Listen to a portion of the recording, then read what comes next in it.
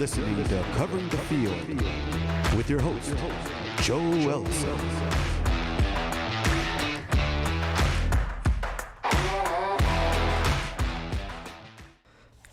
Yes, it's time for Covering the Field, the weekly program that analyzes all sports, handicaps them, and makes and reviews predictions.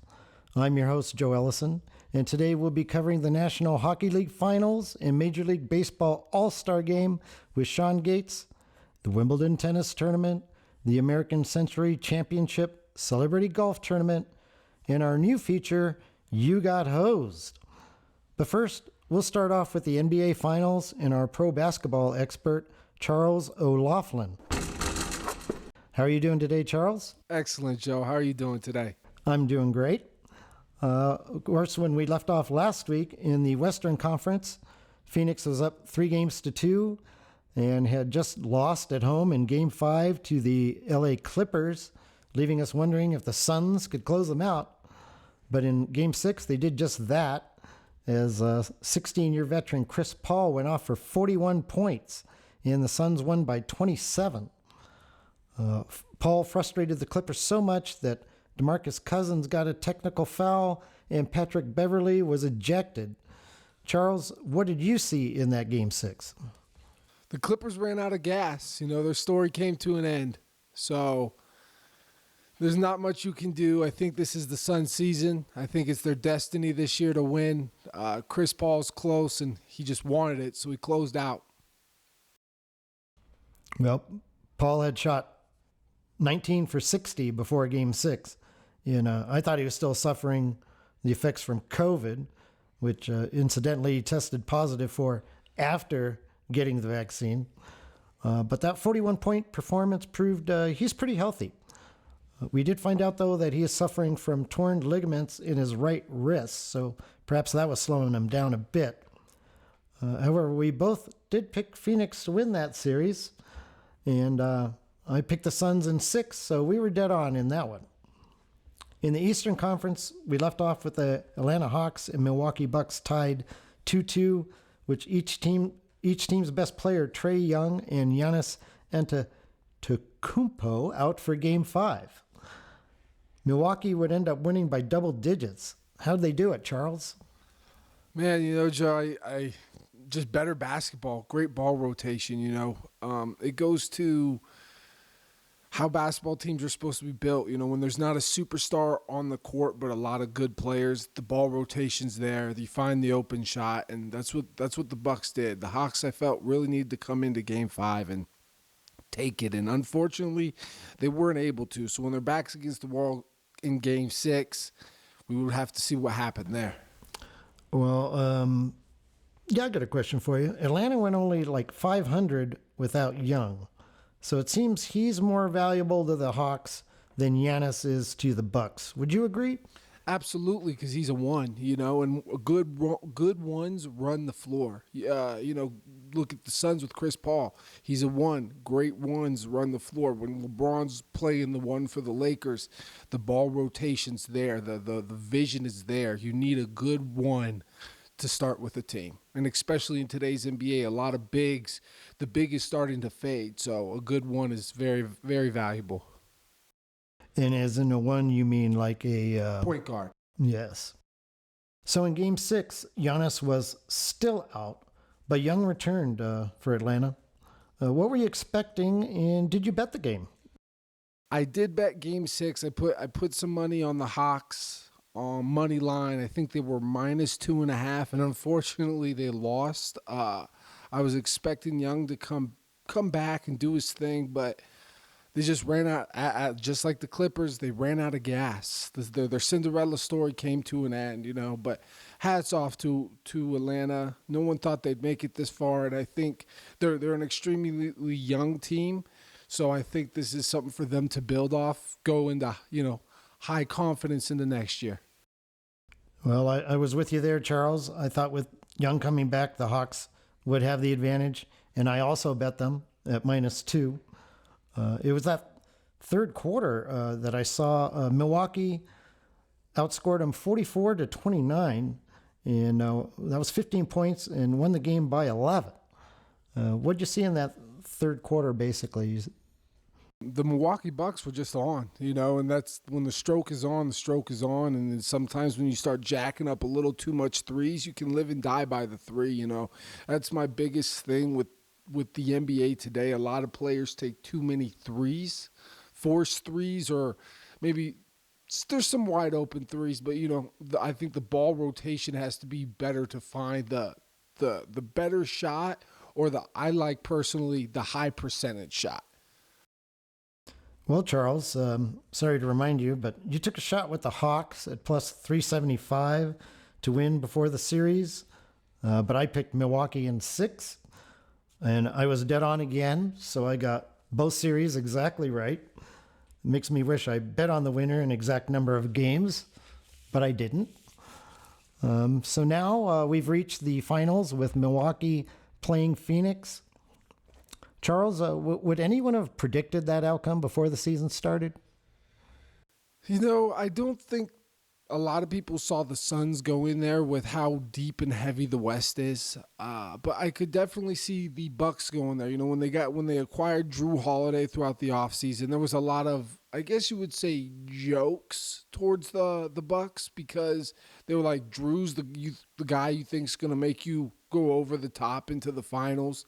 He's a solid player, and paid off. It shows that the Bucks knew what they were doing when they acquired him. That's what they felt that they were lacking. Well, Milwaukee won its only championship in 1971. Phoenix lost both times it reached the finals, the last time being in 1993. None of the current players have ever won a title, and they play in relatively small markets. So, Charles, does this matchup hurt the NBA a little? And what kind of television ratings do you expect? The television ratings will be interesting. I don't really know what to go on there, but small markets are good, good for the NBA because it will bring more fans of those bases. Little interesting fact I thought was pretty cool. We have 2 NFL players that are part owners of the Suns and the Milwaukee Bucks. You know who those are, Joe? No, I wouldn't. I'm going to just guess Aaron Rodgers and your quarterback. No, sir. So Aaron Rodgers does own part of the Milwaukee Bucks. I got one, so right? 1 or 2. Larry Fitzgerald. I was going to say Kyler Murray. Okay. Yeah, Larry Fitzgerald, those parts of the Suns. So we have 2 NFL players that are going to get a chip this offseason for the NBA, Joe. So I think that's pretty interesting, pretty cool. So when I bet on the NBA playoffs, I like to look at the team's regular season meetings to get an idea of what to expect.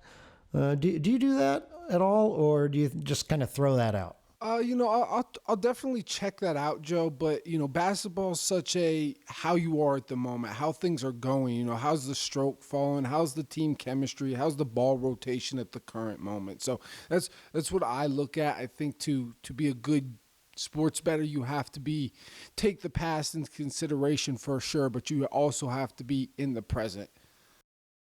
Well, this year, Phoenix won 2 close, high-scoring games over Milwaukee during the regular season. The Suns won at home 125-124 in February, and then won 128-127 on the road in overtime in April in a game that was tied at 116 in regulation. Giannis averaged 40 points in those games, and the 2-time league MVP was set to return in Game 1 of the finals from his hyperextended left knee injury. Charles, last week you said you liked the winner of the West, which is now Phoenix, to win the title, and I believe you said you have future bets on the Suns. Before last night's Game 1, did you bet the Suns again, or did you hedge some money on Milwaukee? No, I'm not confident in Milwaukee, unfortunately. Like I said a couple weeks ago, I had Brooklyn coming out of the East. I think Milwaukee drew a great hand. They don't get me wrong, they had to play hard, but they drew a great hand, and now they're there. I got the Suns at minus 175 when they won the West, and the Hawks and the Bucks were still playing each other because I didn't think I'd get a better number. So I just rolled everything over that I've won in the playoffs so far onto that minus 175. Also, I got Ayton at 25-1 for MVP, Finals MVP. We'll see how that comes through. Last night he went off. I think it was 22 points, 18 rebounds. Uh-huh. Yes. We will get to that shortly. Phoenix was 3-0 in game ones in the playoffs this year, going into last night's game, with all of them being at home. Charles, did you bet the point spread at all last night, or the over-under total, or make any proposition bets? No, with Giannis being back, I don't think he's 100% healthy, and unfortunately, he's being pushed to play. But you kind of have to, when you're in the championship. But I didn't like it because when I would have placed the bet, it was at -6.5 Suns. I don't like that high of a spread on a game one in the NBA Finals because it is the finals. It's the best of both conferences. Now, they ended up covering, but, it stayed extremely tight the whole game. So, no, I did not. I personally try to stay away from over-unders, especially in the NBA, unless I'm getting a real itch because you don't know whose stroke's going to fall. You don't know what foul's going to be committed at the end to get that extra point or 2 points or, miss that extra shot. So unless I'm really getting an itch or, Vegas will put out a number that just doesn't seem right to me, that's when I'll hit an over-under. Well, as most of you already know, the Suns won game one last night, 118-105, with Paul leading the way with 32 points. Giannis played fairly well for the Bucks, getting 20 points and 17 rebounds in what I thought was a surprising 35 minutes. But the big statistical difference in the game was on the free throw line, where Milwaukee went 9 for 16 and Phoenix made 25 of 26. Charles, what is your take on game one? The Suns went in there and did what they had to do. I like the Suns in 4 or 5. Maybe you got to give the Bucks one. People think going to Milwaukee's going to do something. The Suns team is on fire. I expected it to stay close. That's it was exactly what I expected pretty much. So you've got Suns in 4 or 5? Suns in 4 or 5. Well, they can't win by 4.5. So pick 4 or 5 for us, Charles. Oh, that's a tough one. You're putting me on the spot. I have to do exact number of games. Well, Vegas had 10-1 at 4 games, and I think it was 6 at 5 or 5 at 5. So bankroll, I'd go 4, but I have to give Milwaukee a little respect. I'll go 5. Okay. Are you going to be making any wagers on the future sides? You said you don't like totals. Maybe some props. Now that you've seen game one. That's the thing with the Suns. I'd have to see the prop that gets out. Maybe I'd go with the Giannis prop over because his knee didn't look too bad last night. I think he's, 27, 28, so heals up pretty quick. I'm assuming, even though it's a bad injury. So I'd probably go over on some Giannis props. Suns, I think unless you get a real good feeling about a player, I'd stay away from them because they can score on all 3 levels. They have great ball rotation. They play really good team basketball, and that's what I love about them right now. So it can be anybody's night.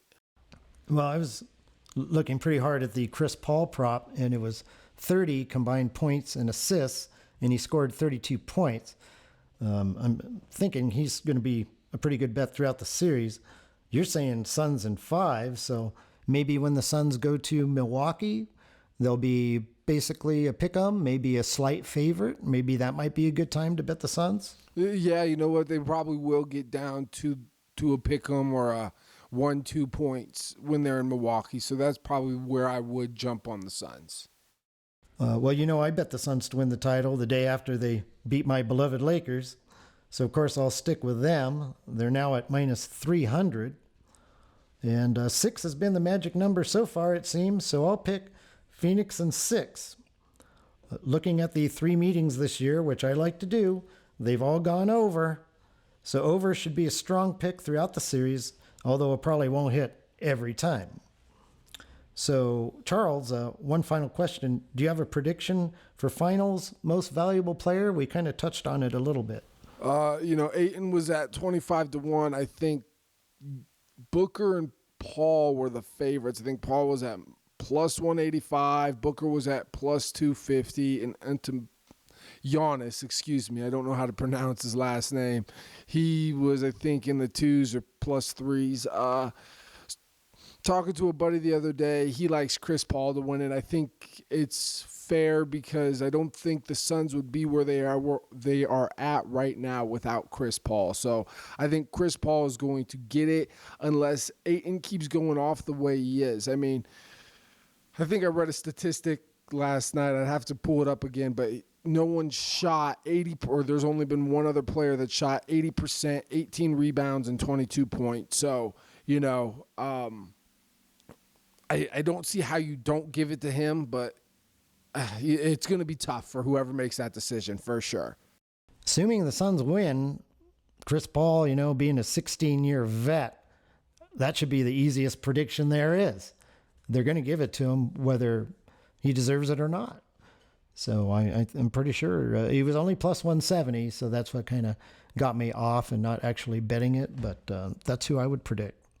Yeah, but let me ask you this real quick, Joe. At plus 170, if you're certain, like on a pick like that, you don't get like an itch to play it? Like it's almost. I know you don't like the word lock. But, I don't. But if Chris Paul, if he's the 16-year vet, I mean it's plus money. I mean, you usually would take plus money on anything else. I'm already regretting not doing it after watching that first game.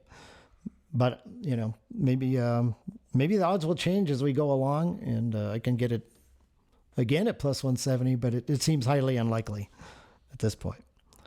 So thank you, Charles, for your insight. Good luck with your bets, and a little while later, we'll get you back on for the You Got Hosed segment. Absolutely, Joe. Thank you for having me, bud. You have a great day.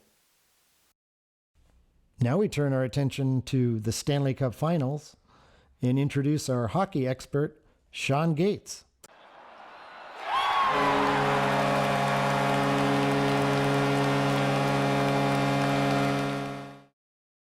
How are you doing today, Sean? Oh, I'm great, Joe. Thank you. Nice to be here. When we last left off a week ago, the Tampa Bay Lightning had just dominated the Montreal Canadiens in Game 1, 5-1.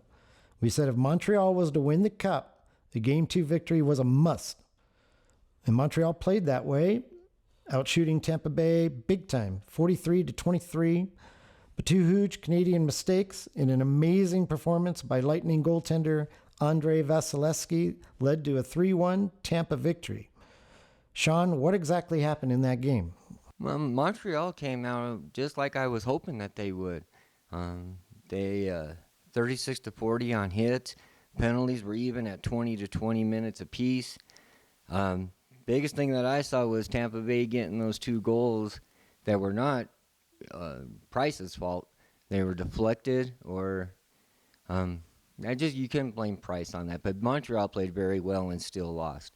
And when I saw them score that 3rd goal, it reminded me, Joe, of when you asked me if they were outmatched. Montreal was outmatched, and I started thinking that they might have been, especially with the way they played. They played like they should have won, and they didn't. And that's a sign of a good team. That's a sign of a team that's not playing very good and still find a way to win it. Well, that first mistake we were talking about was pretty devastating. Montreal worked so hard and on the road, appeared the score was going to be tied 1-1 at the end of the second period. They relaxed with about 12 seconds left, gave up the tie-breaking goal with 0.3 seconds remaining. Sean, if you give up a goal in the last 2 minutes of a hockey period, that almost always shifts the momentum. But 0.3 left? Not too many teams can recover from that. Montreal didn't. It's both ways. If you can score within the first minute of the period or the last minute of the period, that momentum shifts. All the time. You see it all the time. You could be down 3-0. You score that first goal in the 3rd period within the first minute, then the momentum changes. All the time. The other mistake sealed the deal. About 5 minutes left in the game, I think it was. Montreal defenseman does a no-look pass from behind his own net, ends up right in front of the goal for an easy score.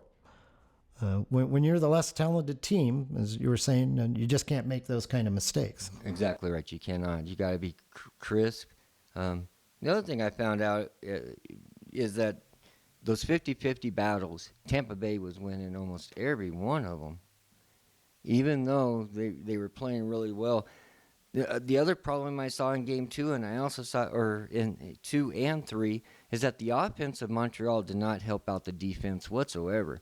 And I'm starting to think that at that moment that Price played so well against Vegas that the offense didn't have to go back and help out the defense. And the offense could cheat a little bit, hang out around the blue line and wait for those passes to come back.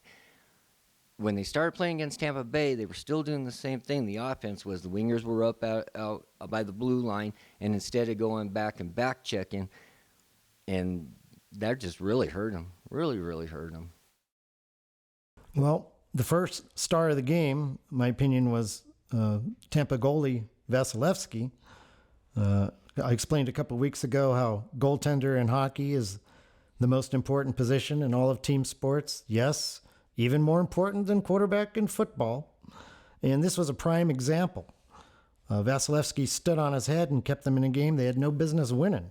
Yeah, 43 shots for Montreal, and he saved 42 of them. Second star had to go to Blake Coleman, scored that second goal. That dive he took to reach the puck, put it in the net. That was highlight reel material and probably the goal of the playoffs so far. I agree. The Yeah, entire that was Stanley Cup excellent. Final. Yeah. That was all effort. All effort. So going into Game 3, Tampa Bay was up 2-0. Sean, what did you expect as we headed up to Montreal? Well, I expected Montreal to win 1 out of the 2. I did before the series even started. That's why I had so much emphasis on Game 2, that Montreal had to win Game 2. And if they didn't, then Tampa Bay was going to win in 5. They had to win Game 2. Yeah, I agree. I thought the Canadians would play well in Game 3, knowing they deserved to win Game 2. But then they gave up those 2 quick first-period goals, bam, bam, right off the bat. They managed to cut the lead to 2-1 at the end of the first, but then they gave up 2 more quick goals to begin the second. Ended up losing the game 6-3. Every period was won by Tampa 2-1. What happened there, Sean? Again, the Canadians were playing like they did in Game 1, where they were Game 1 and 2. Well, Game 1 especially was terrible. To me, it was like Game 1 and 3 were the same, and Game 2 and 4 were the same. And again, that goes back to why Montreal is seeded 4th. They are not consistent enough. Price, you would say, during that Vegas game was probably the best goalie out there, but he's not consistent, as we see with Tampa Bay.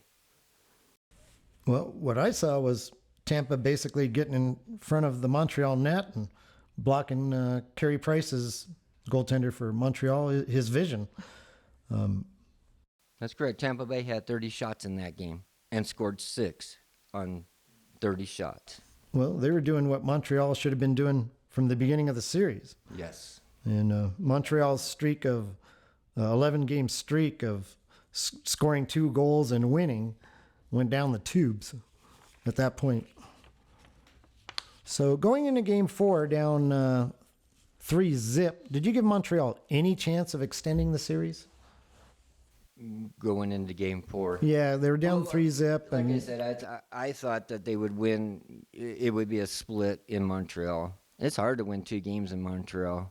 Even with the capacity, I don't know how many thousands of people they have. But 3,500 now. 3,500, yeah.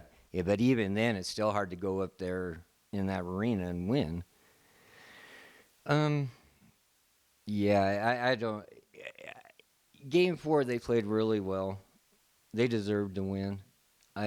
They took them into overtime. It could have been a coin flip on who was going to win that game. Well, I didn't find anyone who picked the Canadians in Game 4, and I even heard one sportsbook employee tell everyone to put everything they had on Tampa Bay. Luckily, I ignored all that and picked Montreal anyway, and they scored first and won Game 4, 3-2 in overtime. Sean, basically, how did they win that Game 4? They were playing like I thought that they were going to play. They were playing like when they were playing against Vegas. They were taking away the passes. They were hitting the bodies. I think the hits, Montreal had 38.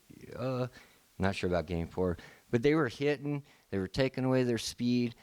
They were playing like I thought that they were going to play at the beginning of the series. It just took them until Game 4 to actually come out and show that. They did it a little bit in Game 2. And again, that was a game that they probably should have won, that they lost. And that's what I'm saying. Game 2 and Game 4 kind of seemed the same thing, and Game 1 and Game 3 kind of felt the same way. Just Canadians are not consistent. They're just not. And now they can do something about it next year. They'll be right back in here. But I also think that having 3 coaches in one season didn't help. They said they had to go through a lot of adversity. Well, Tampa Bay's 2 goals in that game were off Montreal mistakes again. So Montreal was kind of lucky to win, actually. And that double minor with 1 minute left in the game, Tampa Bay had a 4-minute power play, went 3 minutes into overtime, and Montreal killed that penalty and rode that momentum. Yes, they did. Yeah, that changed a lot. Anytime you can kill a 4-minute penalty will always change the momentum. On a side note, Sean, before Game 4, Tampa Bay was minus 15,000 to win the series, meaning one would have to wager $150 in order to win $1. Montreal was 30-1, meaning a $1 bet would win you only $31. So tell me, Sean, being a sportsbook manager, does this seem fair to you? And can you explain what seems to be a very uneven betting system? Yes, Joe, I can understand where you're coming from, but it all has to do with money. If you get too much money going one way, the books want to make it so that they can have money going the other way. The book doesn't really care who wins or loses. They just want to make money either way. So they entice it to make it look better so they get more money coming on Montreal or on the whoever's a +6, +7, +8. They're just trying to even out the money. So when you see odds like that, that's showing you that everybody's betting one side. So tonight, we go into Game 5 with the defending champion Tampa Bay on home ice attempting to end the season. Vasilevskiy writing a perfect 13-0 record coming off a loss. Sean, do you give Montreal any chance of extending the series to a Game 6? Well, I feel the way that they lost Game 4, Tampa Bay did, I think that left a bad taste in their mouth.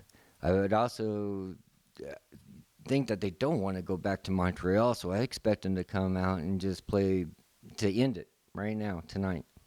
That's what I expect. So you're okay. Well, we'll get into the prediction here. And you're asking me if I give Montreal any chance. I really don't. Okay. Well, Sean, there is a history of teams hoisting the Stanley Cup on an opponent's home ice. Couldn't find it on the internet. A friend of mine told me it happens to be like 63% of the time that happens. It's a phenomenon you can't put your finger on. It exists, and I can't resist. And in the careful what you wish for department, Tampa Bay's Lady Mayor was openly rooting for Montreal in Game 4 so the Lightning would have the opportunity to clinch the finals in front of their home fans. Sure, the Canadians could lose Game 5 8-0, but I'm going to pick the Canadians in an upset in what almost everyone thinks would be a massive upset. I don't know about massive. If it is a massive upset, it's because Montreal gave up. Let's just say Tampa Bay comes out and scores 2 goals, and within the first 5 minutes, I could see that becoming 8-0. Yeah, well, I mean... But I'm looking more like 4-2, maybe. If Montreal wins by a goal in overtime, that's going to be a massive upset, in my opinion. That could also change the momentum. That's one of those momentum changers. But I'd love to see it. Yeah, but to come back and play in games, let's see, that'd be 6, 7. Come back and play 7. I don't see Montreal winning Game 7. If Montreal does win Game 5, hypothetically, what's your prediction on what you think happens the rest of the series? Oh, if they win Game 5, they would have a very good chance of winning Game 6. So like I said, it's really hard for the Tampa Bay to go up there. But to come back down to Tampa Bay for Game 7, no, Tampa Bay would win it. Well, there is a history of teams coming back from 3-0 deficits to win in the NHL playoffs. It's happened 4 times, and back in 1942, it even happened in the finals. But I still have to stick with my prediction of Tampa Bay winning the Stanley Cup, now at minus 4,000. That's 40 to win $1 at this point. That was another Canadian team in 42. That was Toronto. Yes, it was. And I say, as per history, I say they win it on Montreal's home ice in 6. Okay. As far as 63%, I'm not sure that's exactly right, correct. We're not sure if that's exactly right. But that just goes back to where I say out of the 4 major sports, football, baseball, basketball, hockey has the least amount as far as home ice advantage. And that just proves that right there, too. Yes, hockey can be very unpredictable. Yes. It's what makes it so great. Yes. Okay. Well, we're going to move on to Major League Baseball.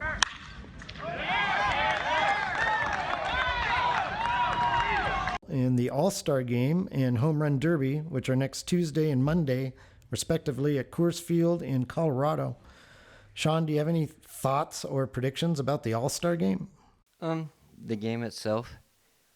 Yeah. Me personally, I'm an NL kind of guy. I root for the NL. Looking at the starting lineup for the AL, it's really hard for me to see if the starting lineup would play all 9 innings, I would say that they would just terrorize the NL League. If the NL League can hold them until they start switching players off the bench, they might have a chance. But I'm expecting the first 5 innings that the AL just dominating. Well, handicapping the All-Star Game, the American League has won 7 consecutive times, and Coors Field is the highest scoring park in the majors.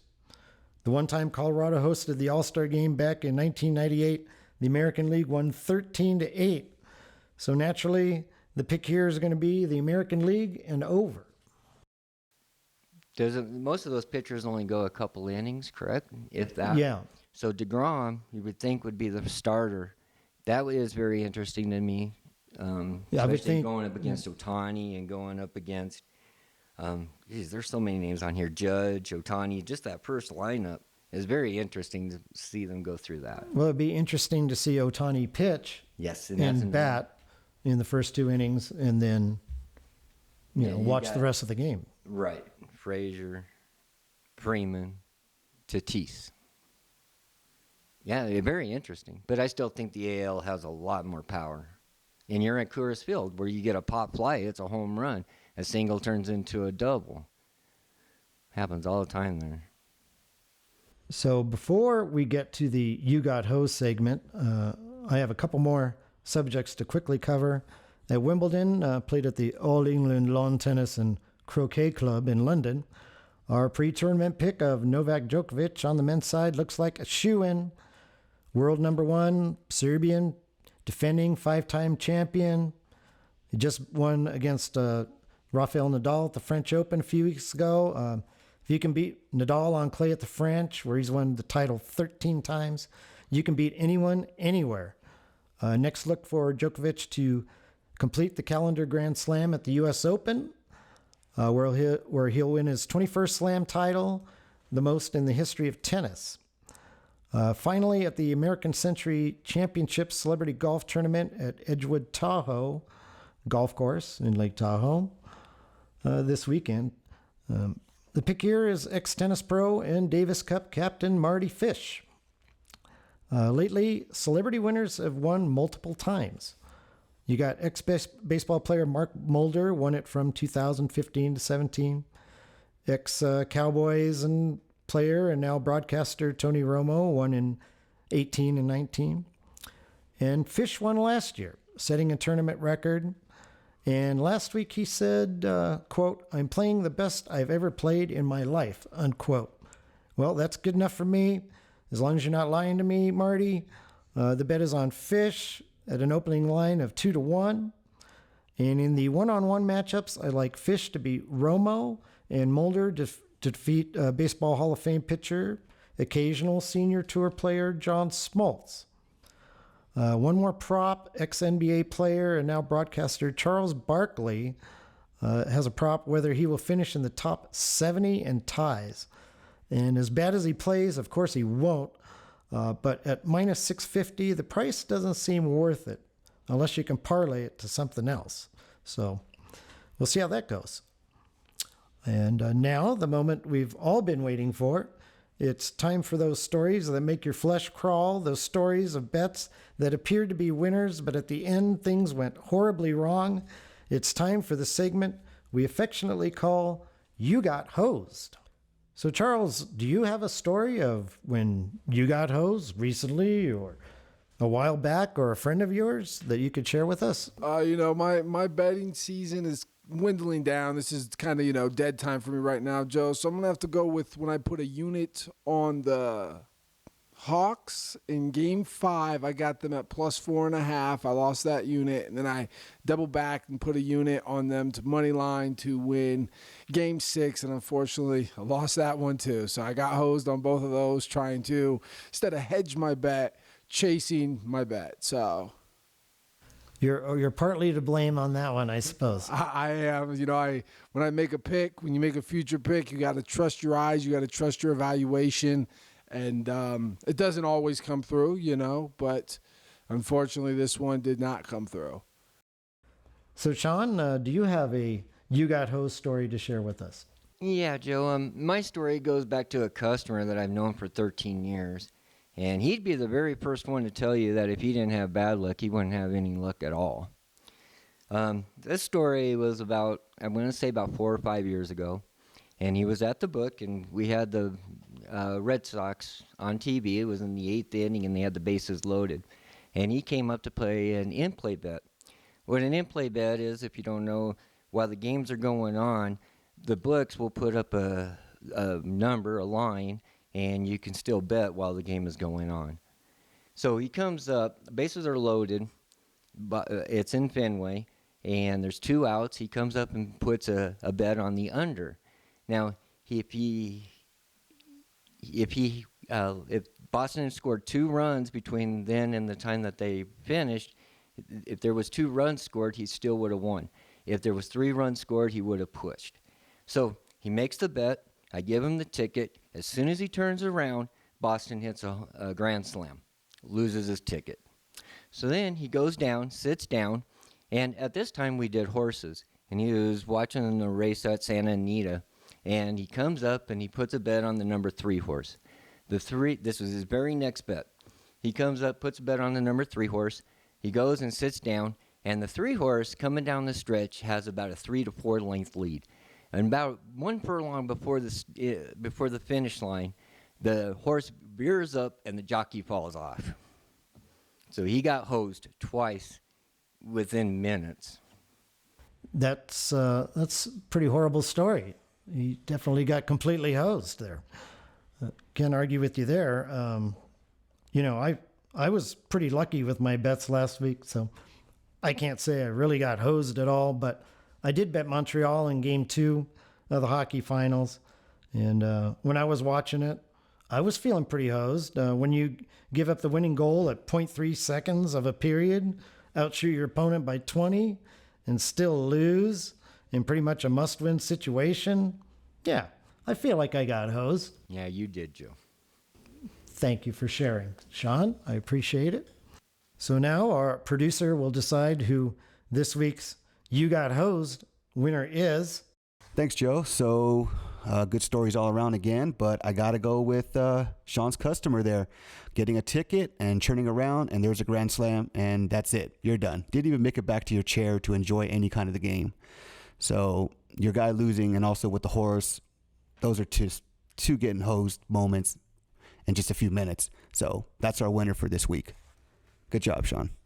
We'd like to open up the You Got Hosed segment to our listeners. If you have a You Got Hosed story and would like to share it, please email us at coveringthefield@gmail.com, and we will try to read as many as we can the following week.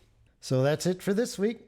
I'd like to thank my guests, Charles O'Loughlin and Sean Gates, and our producer, our engineer, our editor, and everyone for listening. Hopefully you all enjoyed the show, and you'll hear us again next week on another episode of Covering the Field. You've been listening to Covering the Field with your host, Joe Ellison. A CM World Services and the Sage production.